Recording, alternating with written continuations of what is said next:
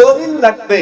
আমার নবী কয় তুমি নিজে নিজে মালিক বনে যাইতে পারো, মুসলমান দাবি করতে পারো, মাগার তোমার দলিল যদি ঠিক না থাকে উম্মত, আমি তোরে উম্মত বলে স্বীকার করব না। কারণ তোর মতো উম্মতের জন্য তুই রমজান মাসে ঘরে বসে ইফতার করবি দিনের বেলা, তুই রমজান মাসেও তোর মাঝে পরিবর্তন নাই, রমজান এলেও তোর মাঝে তাকওয়া নাই, রমজান পাওয়ার পরেও তোর নামাজ নাই, রোজা নাই, তোর হক তাকওয়া নাই, তোর আল্লাহ ভীরু নাই, তোর মতো উম্মত আমার দরকার নাই। তোর মতো উম্মতের জন্য আমি তায়েফের ময়দানে রক্ত জড়াই নাই, উহুদের জমিনে দান শহীদ করি নাই।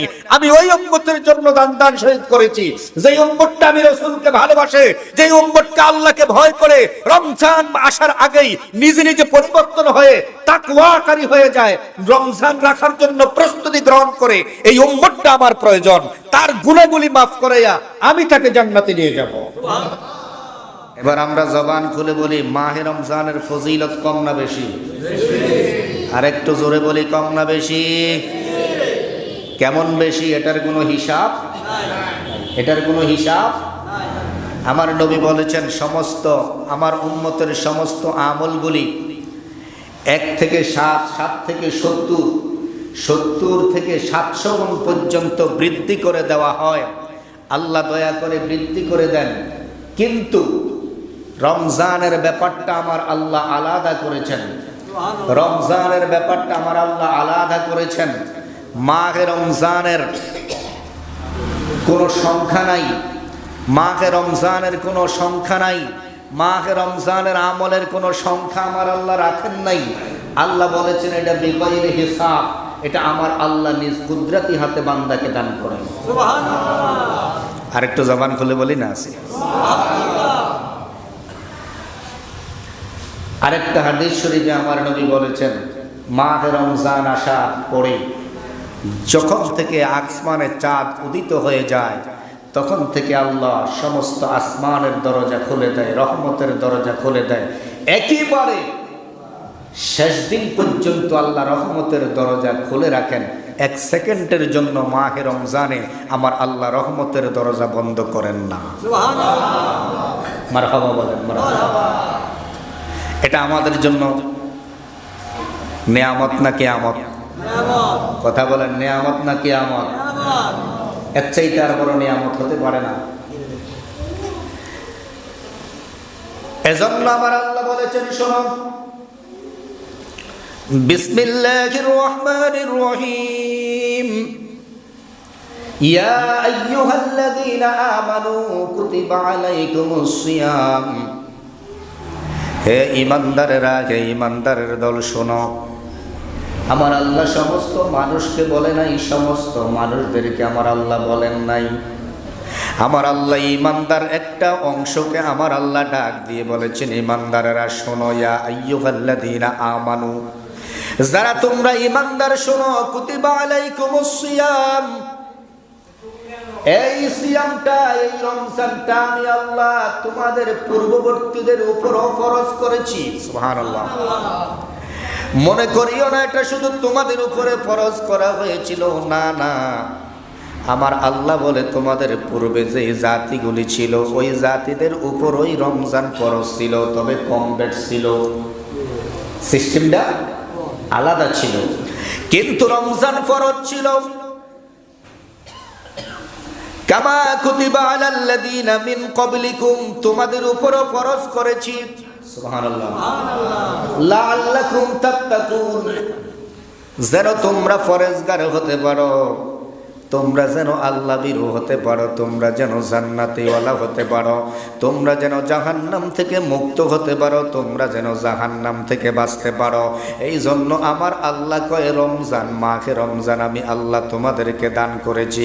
রমজান পাওয়ার পরেও যদি তুমি জাহান্নাম থেকে বাঁচতে না পারো, রমজান পাওয়ার পরেও যদি তুমি গুনাহ থেকে বাঁচতে না পারো, রমজান পাওয়ার পরেও যদি তুমি শুধরাইতে না পারো, আমার নবী কয় এরকম উম্মত আমি নবীর দরকার নাই।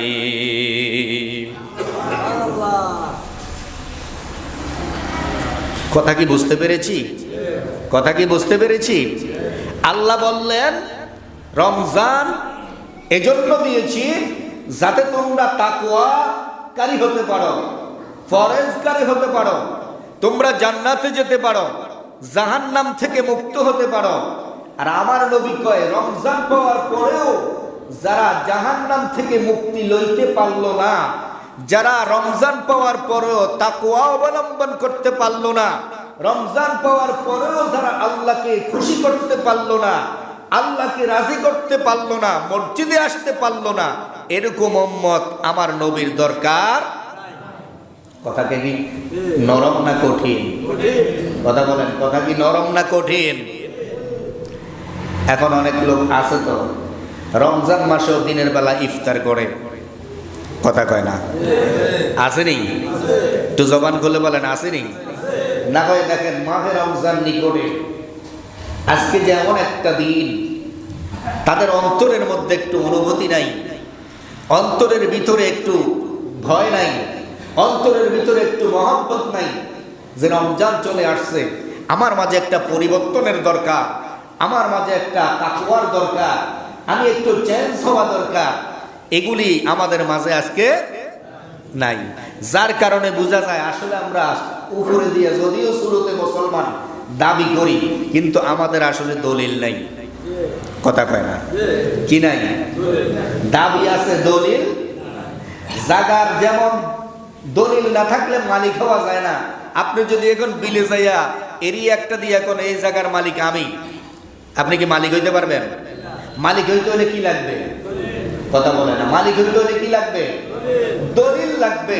আমার নবী কয় তুমি নিজে নিজে মালিক বনে যাইতে পারো, মুসলমান দাবি করতে পারো, মাগার তোমার দলিল যদি ঠিক না থাকে উম্মত, আমি তোরে উম্মত বলে স্বীকার করব না।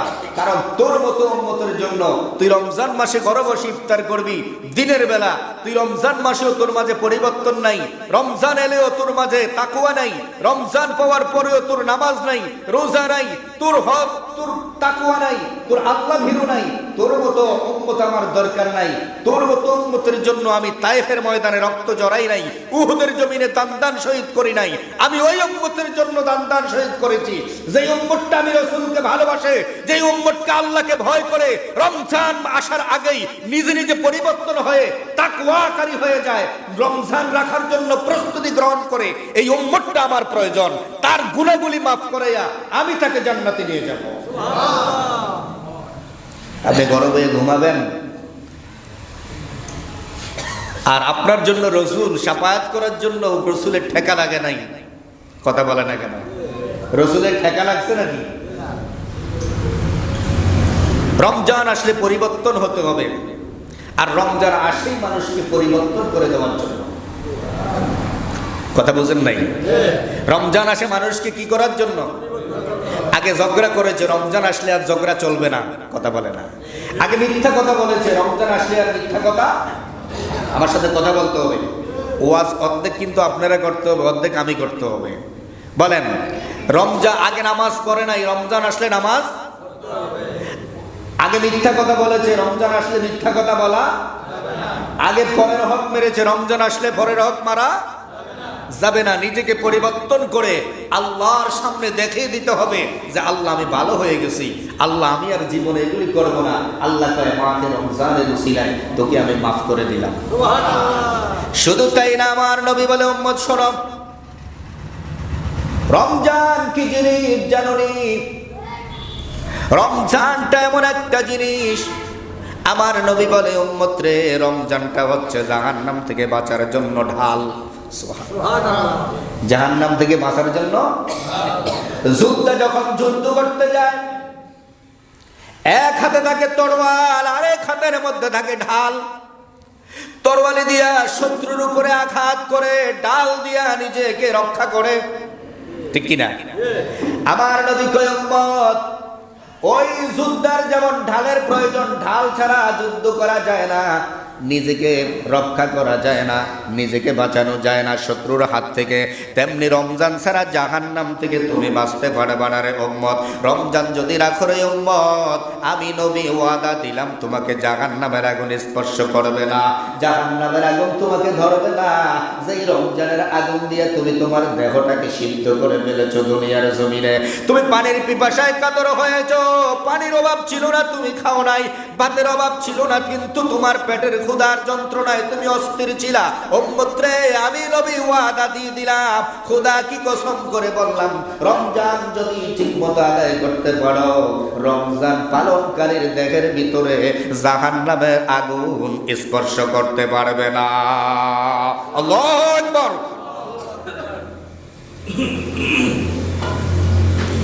কি রমজান পেয়েছি আমরা, কি রোজা পেয়েছি, কি রোজা আমাদের মাঝে আসতেছে, আমরা তো এটার গুরুত্বই বুঝি না। কথা বলেন না কেন? আমরা এটার গুরুত্ব বুঝি না, মনে করি কারো জন্য কত বিপদ। কথা কয় না, রোজা আসে না, কারো জন্য বিপদ চলে আসতেছে। ঠিক না? ঠিক না? রোজা তো আসে না, কারো জন্য কিয়ামত চলে আসছে। ইফতারের আগে দেখবেন, ইফতারের আগে দেখবেন রোজা তো সারাদিন রাখেই নাই, সারাদিন ইফতার করেছে, ইফতারের আগে রোজাদারের আগে ইফতার করার জন্য রেডি। কথা কয় না? আছে নি? ইফতারের আগে রোজাদারের আগে ইফতার করার জন্য রেডি। আরো কি গরম,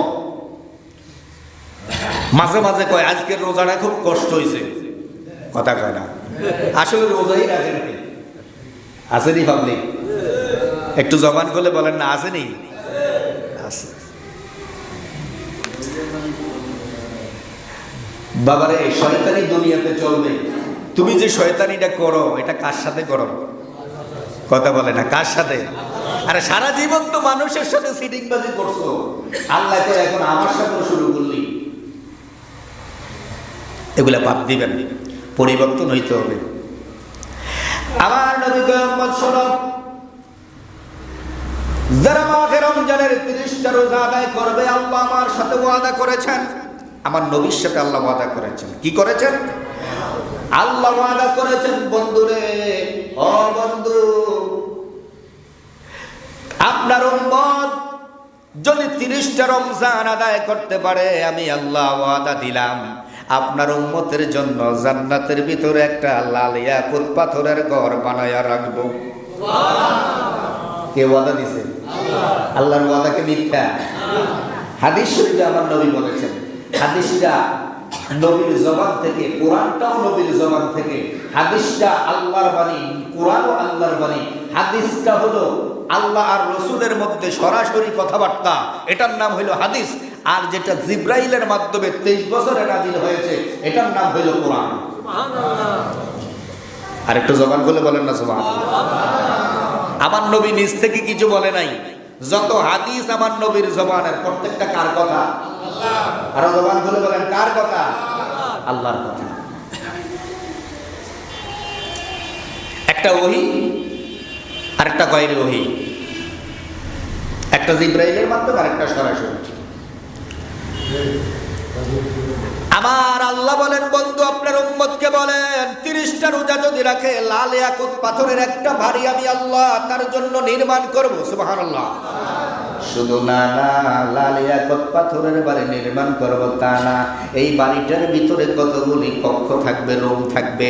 এই যে মসজিদটা নির্মাণ করা হলো, হয়তো মসজিদের কারণে এটা খোলামেলা, কিন্তু এমন একটা বিল্ডিং যদি কেউ বানায়, বিল্ডিংটা কি এরকম খোলা থাকবে নাকি? এটার ভিতরে কিছু রুম থাকবে না? Bedroom, dining room, drawing room থাকবে কি থাকবে না? আবার আল্লাহ কয়, বন্ধু এরকম কিছু রুম থাকবে, ওই রুমগুলো আমি আল্লাহ স্বর্ণ দিয়া বানাবো। কি দিয়া? স্বর্ণ দিয়া ওই রুমগুলি আমি আল্লাহ সাজাইবো।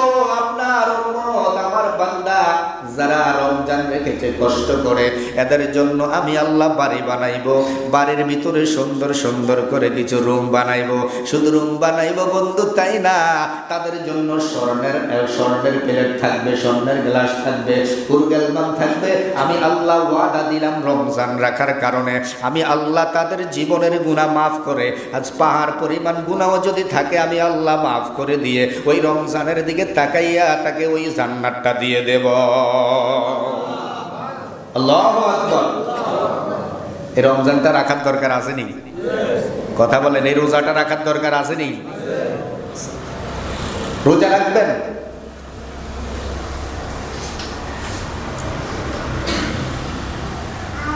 রোজা যে রাখে সে আল্লাহর বন্ধু হয়ে যায়।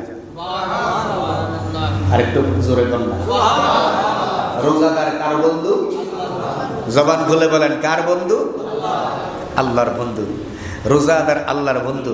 রোজাদার সারাদিন রোজা রাখার পরে যখন ইফতারের মধ্যে বসে, তখন আমার আল্লাহ ডাক দিয়ে বলে ফেরেশতাদেরকে, নিকটবর্তী ফেরেশতাদেরকে, ফেরেশতারা একটু তাকাস না ওই পৃথিবীর জমিনের দিকে, একটু তাকা পাতানিস গ্রামের দিকে।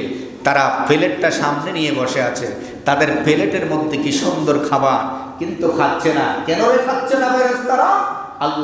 আল্লাহর সঙ্গে ফেরেশতারা জবাব দেয়, আল্লাহ তোমাকে ভয় করে খাচ্ছে না, গরির দিকে তাকাচ্ছে, কোন সময় আজান হবে। আল্লাহ কয়, যা, আমাকে যখন এতই ভয় করলো, আমি তার জীবনের গুনাহ মাফ করে দিয়ে জান্নাতে তার নামটা লিপিবদ্ধ করে দিলাম। আরো জোরে বলেন না মারহাবা। আমরা কি জান্নাতে যেতে চাই না জাহান্নামে যেতে চাই? কথা বলেন, জান্নাতে না জাহান্নামে? উম্মতে মুহাম্মদী হওয়ার পরে যদি জাহান্নামে যান, আপনার চাইতে কপাল পোড়া আর পৃথিবীতে কেউ নাই। আরে জাহান্নামে তো যাবে মুসা নবীর উম্মত, ঈসা নবীর উম্মত, অন্য নবীর উম্মতেরা যাবে, হিন্দুরা যাবে, বৌদ্ধরা যাবে, খ্রিস্টান যাবে। আপনি যাবেন কেন? আপনি তো উম্মতে মুহাম্মদী। সুবহানাল্লাহ। উম্মতে মুহাম্মদীর জন্য তো জাহান্নাম বানায় নাই। উম্মতে মুহাম্মদীর জন্য জাহান্নাম বানাইছে? উম্মতে মুহাম্মদীর জন্য জাহান্নাম বানায় নাই। উম্মতে মুহাম্মদীর যারা উম্মতে মুহাম্মদী, তারা প্রত্যেকে আল্লাহর বন্ধু। আরো জবান খুলে কন, কার বন্ধু? আল্লাহর বন্ধু, আল্লাহর বন্ধু। বাবারে, আমার নবী কয়, যারা সারাটা দিন রোজা রাখবে, রাত্রে আবার তারাবির নামাজ আদায় করবে, তারাবির নামাজ আদায় করবে, প্রত্যেকটা রাকাতের বিনিময়ে আমার আল্লাহ আমার উম্মতের আমল নামায় ১,৫০০ রাকাতের সওয়াব লিখে দিবে। আরো জোরে বল, কত হাজার রাকাত? প্রতি রাকাতে ১,৫০০ রাকাত। যদি আপনি ২০ রাকাত পড়েন, কত হাজার রাকাত? বর্তমানে তো এই রোজা আইছে, কেউ তো ২০ রাকাত পড়বে না, কেউ ৮ রাকাতও পড়বে। ৮ রাকাত করি না, পাবলিক আছে না? আবার কেউ কয় না ফললো চলে, না ফললো আসেনি পাবলিক। এরাই আবার মাজারও ভাঙ্গে। এরা আবার কি ভাঙ্গে? কথা কয় না। এরা আবার কি ভাঙ্গে? এরা আল্লাহর বন্ধু হতে পারে নাই, এরা উম্মতে মুহাম্মদী হতে পারে নাই। উম্মতে মুহাম্মদী যদি হইতো, তাহলে এরা জীবনে এই ইবাদতের মধ্যে চুরি করতো না। ইবাদত মানুষের জবান থেকে ইবাদতের শব্দ উঠে নিত না, তারা ইবাদতের বিরুদ্ধে ফতোয়া দিত না। নিশ্চয়ই তারা ইহুদি নাসারাদের দাবা, ঠিক কিনা বলেন?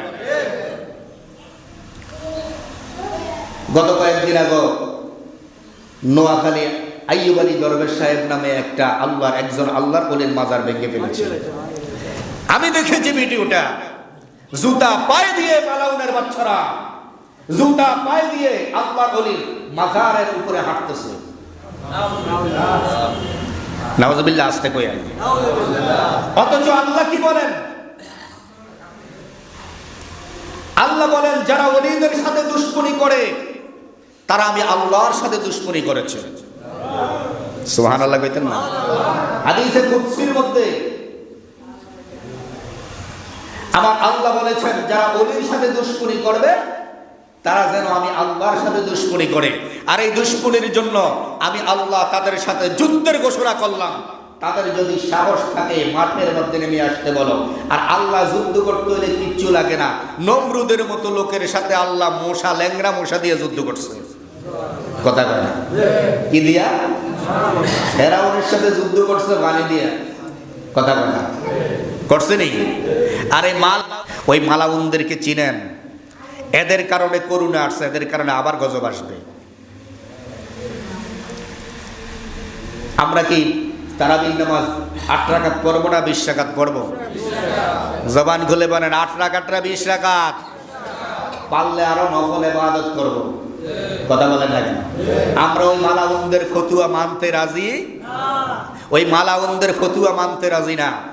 আমাদের ইমামে আজম আবু হানিফা রহমতুল্লাহ আলাইহি যেটা করেছে, আমরা সেটা করব। ইমাম হযরত ওমর যেটা করেছে এটা করব, আবু বকর যেটা করেছে এটা করব, আল্লাহর ওলিরা যেটা করেছে সেটাই করব। কথা বলেন ঠিক কিনা? আমরা ২০ রাকাত পড়ব। প্রতি রাকাতে কত রাকাতের সওয়াব? কথা বলে না, কত রাকাত? ১,৫০০ রাকাতের সওয়াব আল্লাহ দিবে। এটা তো আল্লাহ ওপেন করেছেন, ওপেন। আমার আল্লাহ কয় বন্ধু গোপন আরো আছে। আমার নবী কয় আল্লাহ গোপনটা কি একটু বলেন না। আমার আল্লাহ কয় গোপন কইলে তো আপনি ওপেন করে দিবেন। আপনি তো উম্মতের কান্ডারি, উম্মতের দরদি, আপনি গোপন কথা বললে ওপেন করে দিবেন। আল্লাহ আমার নবী কয় আল্লাহ একটু বলেন, শুনতে চাই, শুনলে তো অন্তরটা পরিষ্কার হবে। সুবহানাল্লাহ।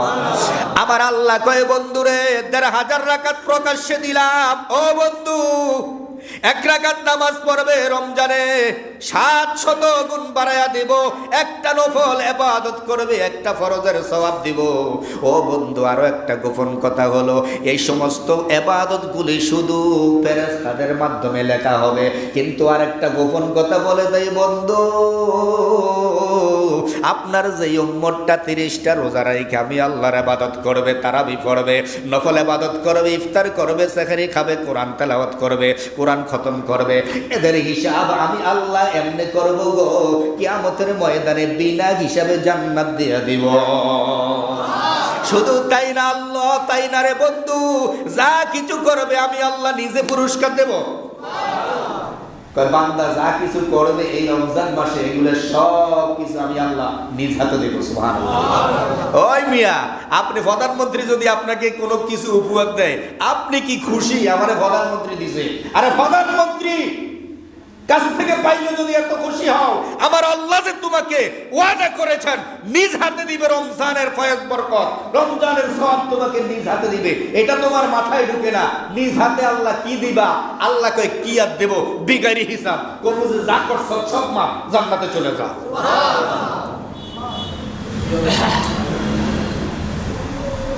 এই রমজান পাইছি, খুশি না বেজার? রমজান কি রাখবো না ছাড়বো? মসজিদে কি আসবো না বাড়িতে থাকবো? নামাজ কি পড়বো না ছাড়বো? হয়তো আগামী দিনের পরেই তো মাহে রমজান শুরু হবে। প্রত্যেককে বলছি, দুটা হাত জোর করে বলছি, যুবক নামাজটা আর ছাড়িস না, রমজানটা আর ছাড়িস না। হয়তোবা এটাই জীবনের শেষ রমজান হয়ে যাবে। অতএব সময় আছে এখনো, আমরা যাতে এই রমজানের মধ্যেই জীবনের গুনাহটা মাফ লইয়া আমরা যাতে কবরে নবধুলা হয়ে, আমরা যাতে নিষ্পাপ হয়ে যেভাবে দুনিয়াতে এসেছি এভাবে নিষ্পাপ হয়ে যাতে কবরে যাইতে পারি, আমরা চাই কি চাই না? আল্লাহ যেন আমাদেরকে কবুল করেন, রমজানের ফয়েজ বরকত আমাদেরকে দান করেন, আমরা যাতে রমজানটা রাখতে পারি, মসজিদে আসতে পারি, আল্লাহ যাতে কবুল করে। প্রত্যেকে বলি আমিন।